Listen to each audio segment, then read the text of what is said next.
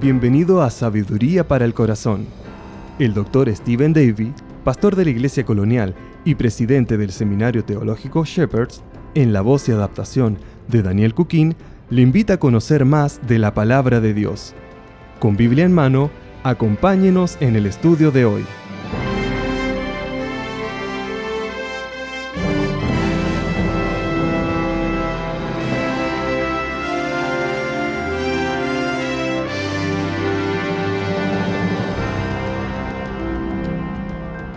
Ya hemos leído las cartas de 5 de las 7 iglesias de Apocalipsis.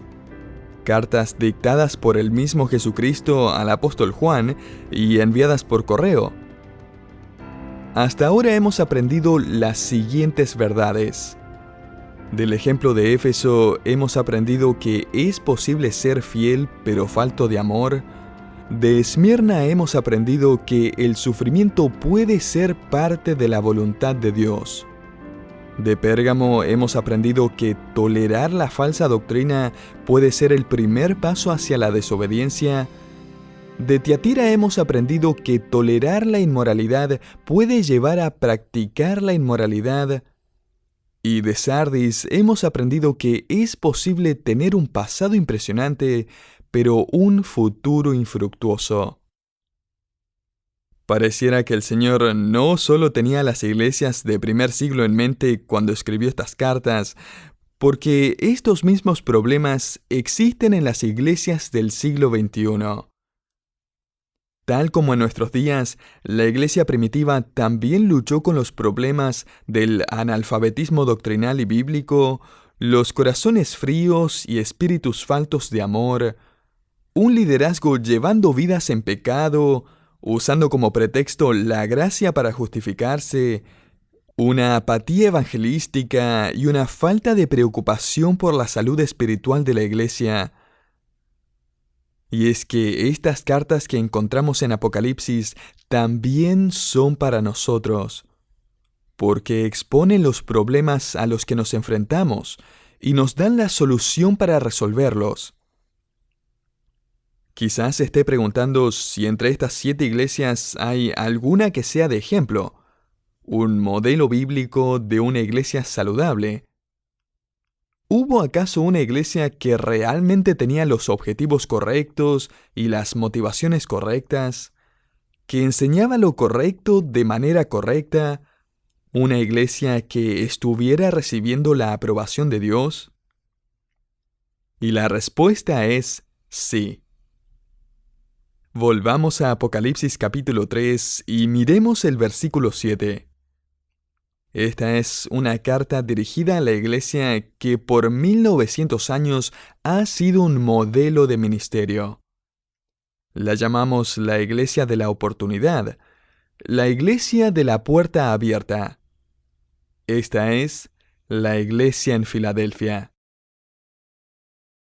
Escribe al ángel, el mensajero de la iglesia en Filadelfia: esto dice el santo, el verdadero, el que tiene la llave de David, el que abre y ninguno cierra, y cierra y ninguno abre.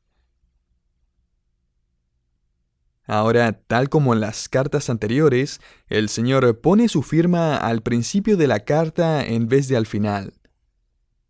Y por primera vez, Cristo se describe a sí mismo de formas que no aparecen en la visión de Juan en el capítulo 1.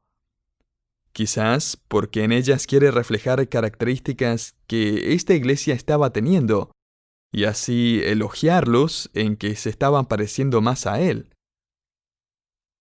Cristo empieza describiéndose a sí mismo como el Santo.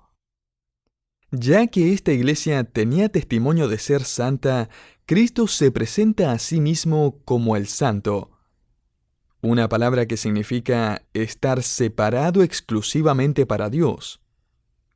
Esta era una iglesia santa, separada, que le pertenecía a Dios exclusivamente y no al mundo. Cristo también se describe en esta carta como el verdadero. La palabra griega que se usa aquí es alethinos y se refiere a que algo es verdadero en el sentido de ser genuino y auténtico, lo opuesto a ser falso. El Señor Jesucristo es una persona real, genuina y auténtica. Querido oyente, cualquier cosa, cualquier método o persona que le promete sanidad espiritual aparte de Cristo es falso. Todo y todos los demás son una imitación barata del único Salvador auténtico y verdadero. Cristo también se presenta a sí mismo en el versículo 7 como aquel que tiene la llave de David. Esta es una frase que viene del segundo libro de Reyes capítulo 18, donde Eliakim, el fiel mayordomo de Ezequías, recibió la llave no solo del palacio de Ezequías, sino que también de su tesoro. Eliakim tenía libre acceso a todo lo que tenía el rey.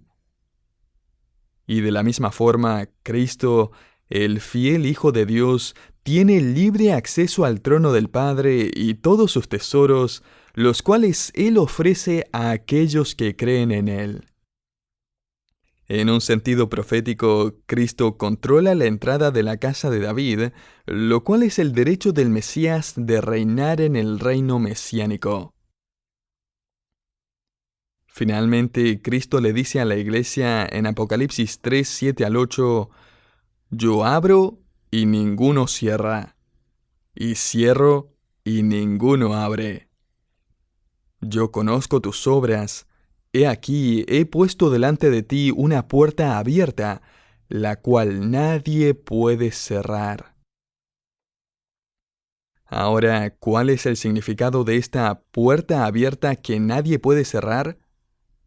Algunos creen que esta es una referencia al Señor Jesucristo. Él es la puerta que abre el reino en el cual los creyentes en Filadelfia van a entrar. Otros creen que esta es una alusión a Juan capítulo 10, cuando Jesús dijo, «Yo soy la puerta». Juan 10, 7 y 9. En los tiempos de Jesús, los rediles no tenían puertas. Solo había una abertura en la pared a través de la cual pasaban las ovejas. En la noche, cuando los animales estaban metidos en el redil, el pastor se acostaba en la entrada. El pastor literalmente era la puerta del redil.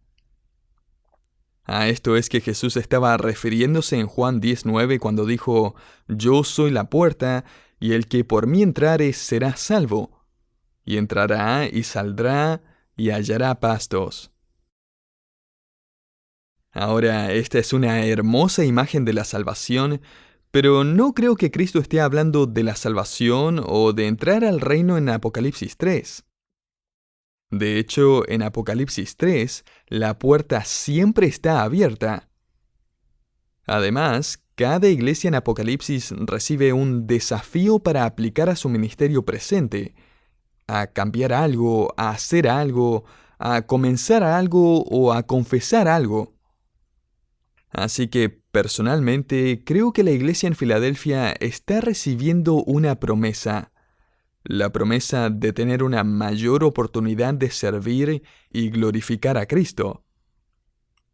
Una puerta abierta representa una oportunidad dada por Dios. Encontramos este vocabulario en las cartas del apóstol Pablo. Por ejemplo, él escribió a los creyentes en Corinto, «Porque se me ha abierto puerta grande y eficaz, y muchos son los adversarios».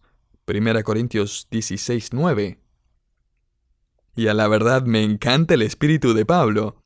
Él dice, «Miren, Dios me abrió una gran oportunidad». Pablo, ¿cómo sabes que es una oportunidad? Hay muchos adversarios. Hay muchos desafíos en el camino, lo que me confirma que es una gran oportunidad para la gloria de Dios. El apóstol Pablo entendía el principio espiritual de que no hay tal cosa como una oportunidad sin oposición. Cuando Pablo llegó a Troas para predicar el Evangelio, él escribió, «Se me abrió una puerta en el Señor». 2 Corintios 2:12. Pablo le pidió a los colosenses que oraran para que Dios pudiera abrir puerta para la palabra. Colosenses 4:3. Cuando Pablo regresó a la iglesia en Antioquía, en Hechos 14:27, él reportó que Dios había abierto una puerta de fe para los gentiles. La verdad es que podríamos adoptar esta forma de hablar. Necesitamos orar para que Dios abra puertas. No abramos las puertas cerradas a patadas. No discutamos con Dios porque tal o cual puerta está cerrada mientras ignoramos las puertas que Él nos ha abierto. ¿Por qué nos quedamos sentados frente a las puertas cerradas y le pedimos a otras personas que oren para que Dios cambie de opinión? Lo que necesitamos hacer es orar diciendo: Señor, ayúdanos a discernir cuál es la oportunidad que tú nos has dado, para así poder tomarla. Y note, continuando en Apocalipsis 3:8, que Dios abre esta puerta para Filadelfia porque tiene poca fuerza. Me encanta esto. El Señor no dice, necesitas estar al 100% en cada aspecto de tu ministerio. No. No necesitas tener mucho poder, mucha dinámica, una referencia a la dinámica espiritual. Cristo dice, no tienes mucha dinámica o carisma o poder, pero tienes un poquito. Y lo poquito que tienes, lo has dedicado para mí. Cristo también dice en Apocalipsis 3:8 y más adelante en Apocalipsis 3:10, has guardado mi palabra. Has guardado la palabra de mi paciencia. Esta es quizás una referencia a la obra de Cristo, quien pacientemente sufrió la cruz. Lo que esto nos dice es que estos creyentes no negaron el Evangelio. El tiempo verbal es aoristo, lo que nos lleva a entender que esta iglesia soportó un momento difícil en el pasado. Lo más probable es que se vieron enfrentados a decidir entre darle la espalda al Señor o sufrir grandes consecuencias. Sin embargo, ellos no negaron el nombre de Cristo o el Evangelio de Cristo. Y el Señor ahora les dice, por su fidelidad, ahora estoy abriéndoles esta puerta. Una de las razones por la que creo que esta puerta significa un ministerio más grande y efectivo es porque los creyentes entenderían esta metáfora inmediatamente. De la misma forma que los creyentes en Sardis habrían entendido inmediatamente lo que significaba ser vigilante y despertar, dado el hecho que su propia ciudad había caído en manos del enemigo porque sus guardias se habían quedado dormidos, esta iglesia en Filadelfia habría entendido la analogía, ya que su ciudad tenía por sobrenombre la ciudad de la puerta abierta. Filadelfia era la puerta del oriente. El emperador había determinado que el idioma y la cultura griega debían ser propagadas desde Filadelfia hasta las provincias orientales. Filadelfia se convirtió en el lugar clave desde donde la filosofía griega fue diseminada a través de Europa. Y Jesucristo quiere que esta iglesia entienda el gran potencial que tiene solo por estar posicionados en ese lugar tan estratégico. El Señor considera que esta es una puerta abierta, una gran oportunidad para el ministerio. Él dice, miren, he aquí, he puesto delante de ti una puerta abierta. Continuando en Apocalipsis, ahora note que Cristo le promete al menos 5 cosas a la iglesia en Filadelfia. Primero, Cristo le promete reinar con él en el futuro. Mire Apocalipsis 3:9. He aquí, yo entrego de la sinagoga de Satanás a los que se dicen ser judíos y no lo son, sino que mienten. He aquí, yo haré que vengan y se postren a tus pies y reconozcan que yo te he amado. Muchos creen que esta es una referencia al hecho de que un día los enemigos de la iglesia serán derrotados y la iglesia va a reinar con Cristo. Segundo, Cristo promete guardarlos de la tribulación. Por cuanto has guardado la palabra de mi paciencia, o sea, no has negado el evangelio de mi cruz, yo también te guardaré de la hora de la prueba que ha de venir sobre el mundo entero, para probar a los que moran sobre la tierra. He aquí, yo vengo pronto. La hora de la prueba es conocida como la Gran Tribulación. Pronto vamos a estudiar los detalles de este periodo de 7 años donde el juicio de Dios será desatado sobre todo el mundo y va a afectar a todos los que viven sobre el planeta. Esta frase al final del versículo 10, que es traducida «los que moran sobre la tierra», es una expresión que aparece una y otra vez en el libro de Apocalipsis. Cada vez que aparece se refiere a los no creyentes. Este es un tiempo terrible de juicio y prueba, no para los creyentes, sino para aquellos que habitan sobre la tierra. Literalmente, los habitantes de la tierra. Estos son los que han escogido a la tierra en vez del cielo, y ellos son los que sufrirán la ira de Dios. En la gran tribulación habrá masacres, atrocidades, terror, pánico, juicio tan grande que nuestros corazones seguramente se van a sacudir mientras estudiamos todas estas cosas en los próximos capítulos de Apocalipsis. La iglesia va a desaparecer de la tierra y del recuento de los eventos en el libro de Apocalipsis, desde el capítulo 6 hasta el capítulo 19, cuando la iglesia regresará a la tierra con Cristo y reinaremos juntamente con Él. Note cuidadosamente en Apocalipsis 3:10 que Jesucristo no le dice a la iglesia, «Te guardaré a través de la hora de la prueba», o «Te guardaré a pesar de la hora de la prueba», o «Te guardaré en medio de la hora de la prueba», sino que dice «Te guardaré de la hora de la prueba», lo que se refiere al gran periodo de prueba y juicio sobre la tierra conocido como la Gran Tribulación. Hay algunos que dicen que esto no se refiere a la Gran Tribulación, sino al gran juicio del trono blanco, y por lo tanto la iglesia va a tener que soportar la tribulación. El problema con esta posición es que el gran trono blanco no va a ocurrir sobre la tierra. Apocalipsis 20:11. Este tiempo de gran prueba va a tomar lugar sobre la tierra y va a ser universal.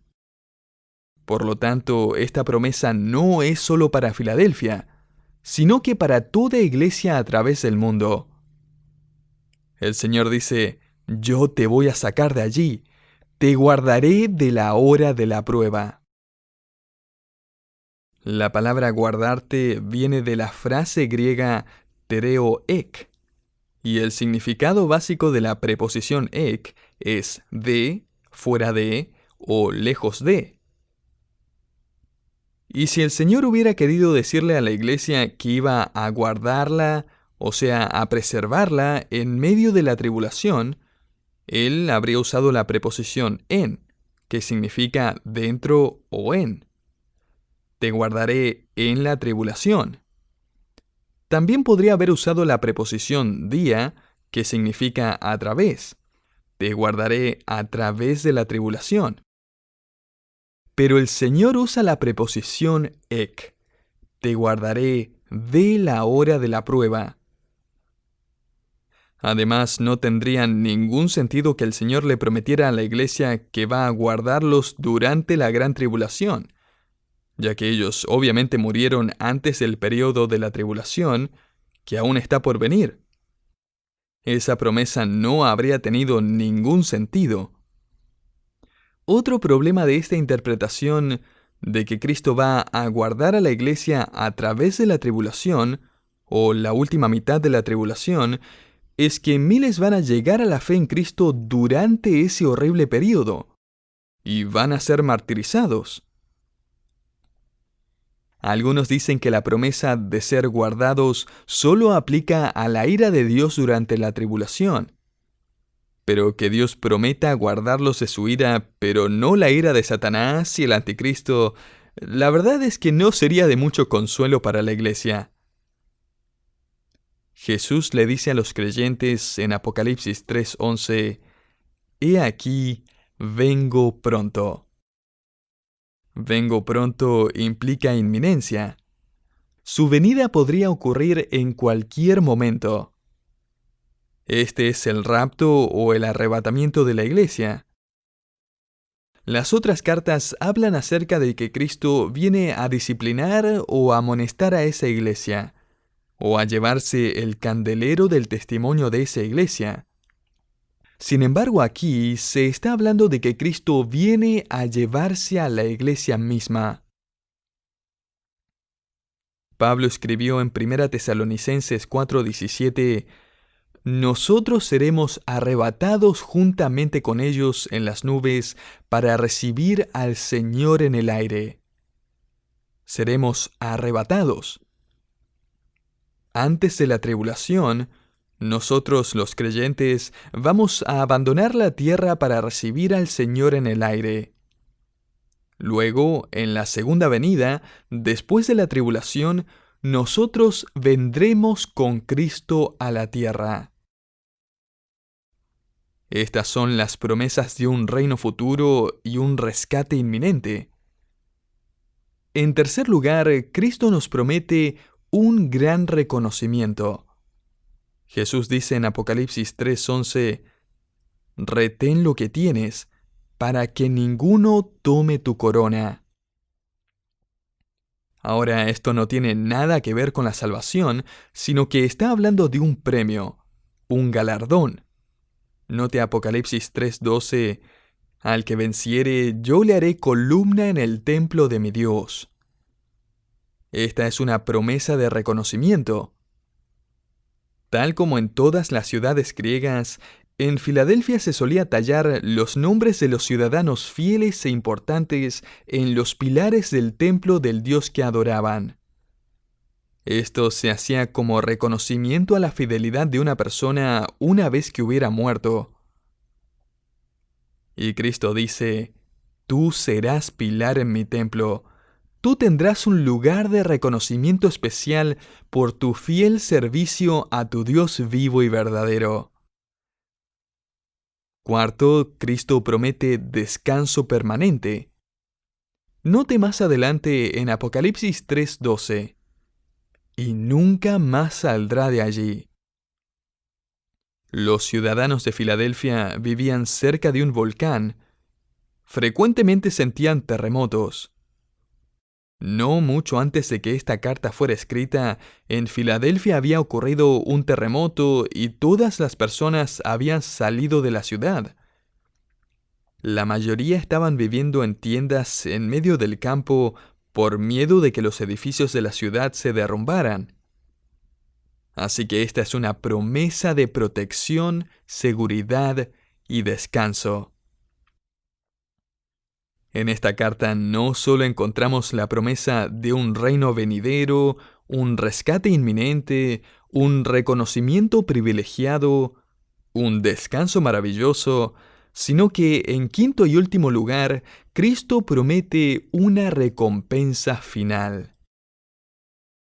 «Y escribiré sobre él el nombre de mi Dios y el nombre de la ciudad de mi Dios, la nueva Jerusalén, la cual desciende del cielo de mi Dios, y mi nombre nuevo». Cuando un nuevo emperador asumía el trono, él acuñaba monedas con su imagen y nombre para que entraran en circulación.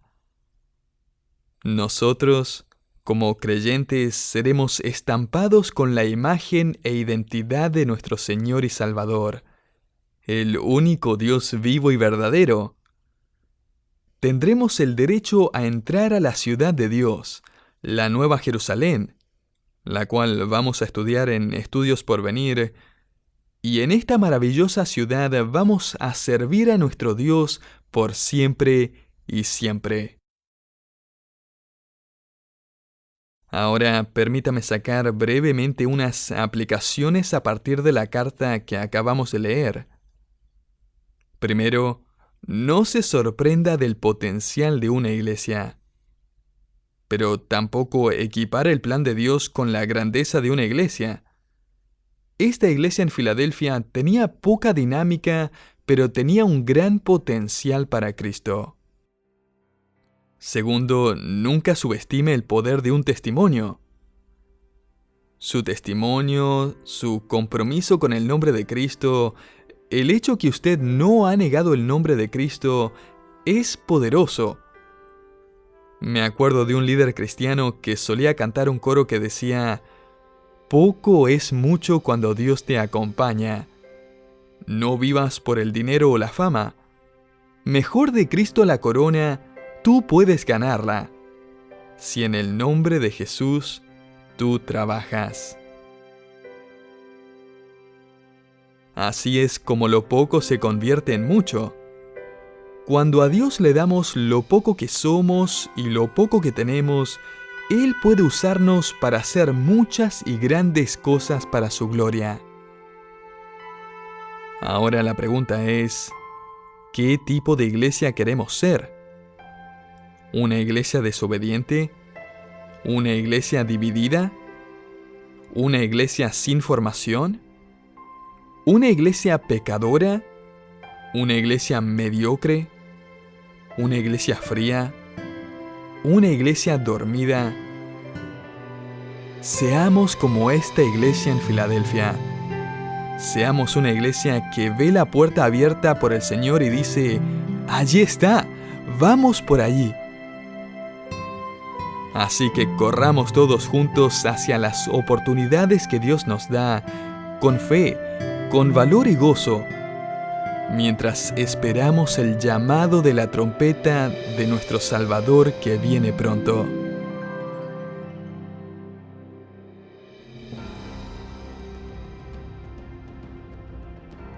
Muchas gracias por habernos acompañado en Sabiduría para el Corazón. Si usted quisiera saber más acerca de este ministerio o quisiera escuchar este programa nuevamente, le invitamos a que visite nuestra página en internet www.sabiduriaespanol.org. También le invitamos a que nos siga en las redes sociales como YouTube, Facebook e Instagram. Finalmente, si quisiera contactarse con nosotros, escríbanos a sabiduría@wisdomonline.org.